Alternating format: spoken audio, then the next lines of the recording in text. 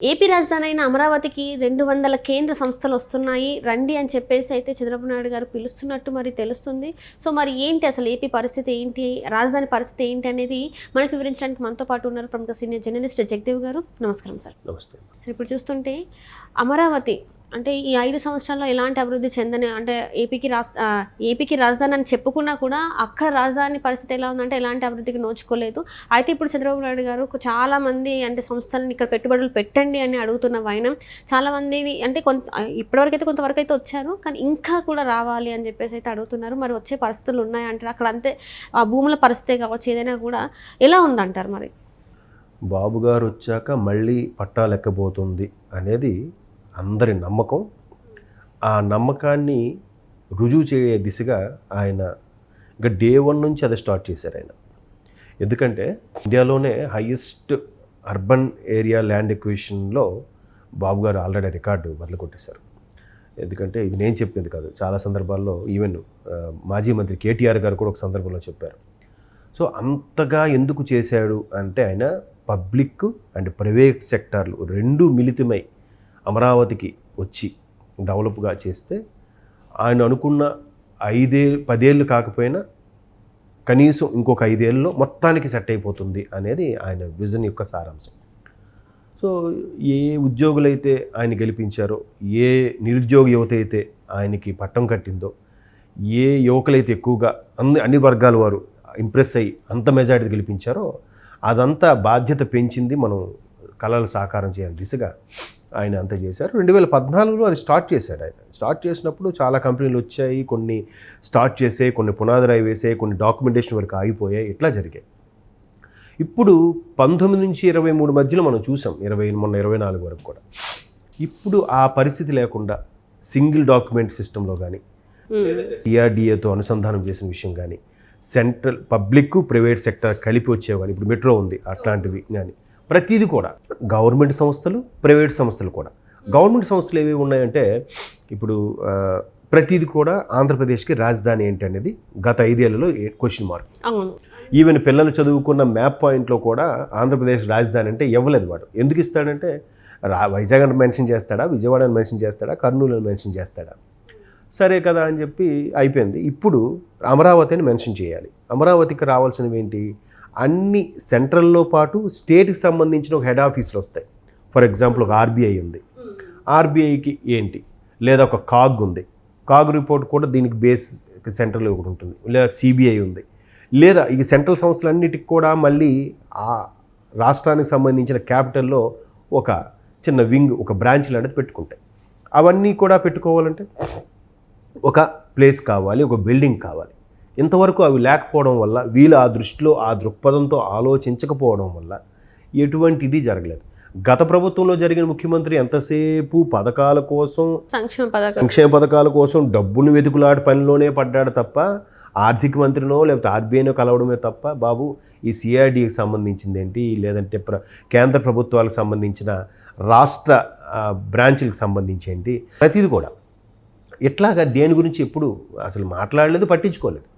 ఇప్పుడు మళ్ళీ ఈయన అవన్నీ కూడా వచ్చేలాగా, ఇప్పుడు మొన్న ఆయన ఏదైతే ఛార్జ్ తీసుకున్నారో ముఖ్యమంత్రిగా, ఆ రెండో రోజే మీరు వెళ్ళి చూస్తే ఆయన అంతా ప్రభుత్వ ఉద్యోగులకు సంబంధించిన ఆఫీసులు కానీ, వాళ్ళ క్వార్టర్స్ కానీ అన్నీ ఎక్కడికక్కడ బిల్డింగ్లు అలాగే ఉన్నాయి, టవర్స్. వాటిని అలాగే 5 ఏళ్ళు భ్రష్టు పట్టించేలాగా వదిలేశారు. ఆయన వెళ్తూ ఒకటి చూసి అడిగాడంట కూడా, అంటే నేను వస్తున్నాను ఏమైనా సెటరేట్ చేశారా, లేదా ఇలాగే ఉందంటే, లేదు సార్ యాజ్ ఇట్ ఈస్గా అలాగే ఉంది, సరే ఇమీడియట్గా యుద్ధ ప్రాతిపదికన ఇవన్నీ సెట్ చేసి అన్నీ బాగా చేసేలాగా మళ్ళీ చేయండి అన్నట్టు కూడా ఆయన ఆర్డర్స్ పాస్ చేశారు. ఇవే కాకుండా ఇప్పుడు ఇంకేవి తీసుకోండి, గవర్నమెంట్ సంస్థలు ఏమైనా, ప్రైవేట్ సంస్థలు కూడా కొన్ని వచ్చాయి, కొన్ని వెనక్కి వెళ్ళిపోయి, కొన్ని ఏంటి, ఫర్ ఎగ్జాంపుల్ ఒక బిస్కెట్ ఫ్యాక్టరీ ఉందనుకుందాం, లేదా ఒక ఆయిల్ రిఫైనరీ ఫ్యాక్టరీ ఉందనుకుందాం, లేదంటే ఇప్పుడు భారత్ హిందుస్థాన్ పెట్రోల్ సంబంధించిన రిఫైనరీ కూడా ఇప్పుడు రాబోతుందని అంటున్నారు. వీటన్నిటికీ కూడా ఆ స్థలం కేటాయించి, ఆ ప్రభుత్వం తరపున కొంత స్థలం కేటాయించాలి, ప్రభుత్వం తరపున కూడా కొంత అమౌంట్ స్పెండ్ చేయాలి, సెంట్రల్ నుంచి కూడా కొంత అమౌంట్ స్పెండ్ చేసేలాగా కొన్ని నడుస్తుంటాయి పథకాలు కానీ, కొన్ని సంస్థలు కానీ. అట్లాంటివి వచ్చినప్పుడు ఎలాగా దీనికి ప్రభుత్వం సహకరిస్తేనే కేంద్ర ప్రభుత్వం నుంచి వచ్చిన నిధులు కూడా వీటిని సద్వినియోగపరుచుకుంటూ చేస్తారు. ఇప్పుడు నేషనల్ హైవేస్ ఉన్నాయమ్మా. నేషనల్ హైవే ఏంటంటే మ్యాక్సిమం 70% ఇచ్చేలా సహకరించడం, మిగతా 30% నిధులు కూడా రాష్ట్ర ప్రభుత్వం నుంచి ఇవ్వాలి. ఇప్పుడు అలాగే విజయవాడలో అదనపు భవనాల కోసం సుప్రీంకోర్టు న్యాయశాఖ ఒక 47 కోట్ల రూపాయలు గతంలో జగన్మోహన్ రెడ్డి గారి ప్రభుత్వంలో కేటాయించింది అవి కూడా సంక్షేమ కోసం. దానికి ఏం చేయాలి, ఇంకో 18 కోట్లు ఎంతో రాష్ట్ర ప్రభుత్వం తరపున కలిపి ఆ అదనపు భవనాలు ఏదైతే నిర్మించాలి. ఆ 47 కోట్లు మింగేశారు.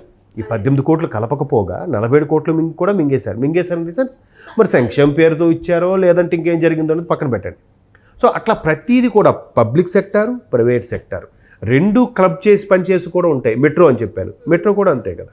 పబ్లిక్ సెక్టార్ ఏంటంటే ఇప్పుడు ఎల్ఎన్టీ లాంటి సంస్థలు, అలాగే ప్రైవేట్ సెక్టర్ ఎల్ఎన్టీ లాంటి సంస్థ, దానికి ప్రభుత్వం కూడా యాడ్ అయ్యి కొంత వాల్ పర్సంటేజ్, కొంత వీల్ పర్సంటేజ్. ఇప్పుడు ఎల్ఎన్టీ ఇక్కడ మెట్రో ఉంది హైదరాబాద్లో, దానికి స్థలం కేటాయింపు, ఆ వర్క్స్కి పర్మిషన్, లైసెన్స్ అంతా కూడా స్టేట్ గవర్నమెంట్ ఎలా చేయాలి, దానికి కేటాయించాలి. ఆ డిపో ఉంటుంది, ఆ డిపో కోసం కొంత స్థలము స్టేట్ గవర్నమెంటే కేటాయించాలి.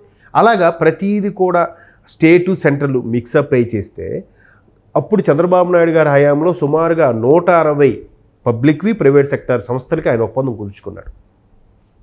నెక్స్ట్ 2019లో మరో 5 ఏళ్ళుగా వచ్చుంటే ఆ 120 సంస్థలు కూడా ఎస్టాబ్లిష్ అయిపోయేవి. ఇతను వచ్చిన ఆ 5 ఏళ్లలోనే 14 నుంచి 19 వరకు కేవలం 10%, అంటే 160 సంస్థలకు గాను ఒక 35 సంస్థలు మాత్రమే ఎస్టాబ్లిష్ అయ్యాయి. అందులో కూడా కొన్ని సగంలో ఆగిపోయి, కొన్ని ఈ మహానుభావుడు జులుం వల్ల భయపడి వెళ్ళిపోయి, కొన్ని ఎక్కడికక్కడ స్తబ్దుగా ఉండిపోయాయి. సో ఇట్లాంటివి అంటే నాకు చాలా వరకు గుర్తు రైల్వే జోన్కి సంబంధించి, లేదంటే పతాంజలి కూడా వైజాగ్ దగ్గర ఏదో వచ్చింది అని అనుకున్నారు, ఆయుర్వేదిక్ సంబంధించిన. తర్వాత లూలు మాల్ బెస్ట్ ఎగ్జాంపుల్. ఇట్లా చాలా ఉన్నాయి. సో అట్లాగా ఏవైతే ఉన్నాయో ఒక 30-35 వరకు వచ్చాయి 160 సంస్థలకు గాను, మిగతా రాలేదు.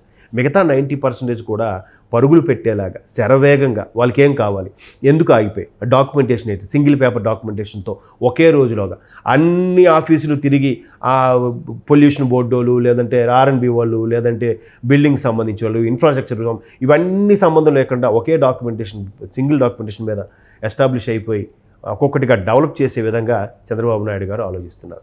ఇప్పుడు గతంలో 120 సంస్థలకు గాను 30-35 అయితే మిగతా ఇంకా పెండింగ్ ఎన్ని ఉండిపోయి 130 ఉండిపోయి, ఆ 130తో పాటు ఇంకొక 40, మొత్తం మీద 200 సంస్థలు పబ్లిక్ కానీ ప్రైవేట్ సెక్టర్ సంస్థలు కానీ తీసుకొచ్చి ఈ 5 ఏళ్లలో దానికి ఒక రూపకల్పనగా చేసి పడేస్తే ఇంకా అమరావతి క్యాపిటల్ని మార్చడానికి లేకుండా చేసే విధంగా ఆయన ఒక కంకణం కట్టుకున్నాడు. ఒక విధంగా ఆ కంకణం కట్టుకోవడం అదంతా పరుగులు పెడుతుంది.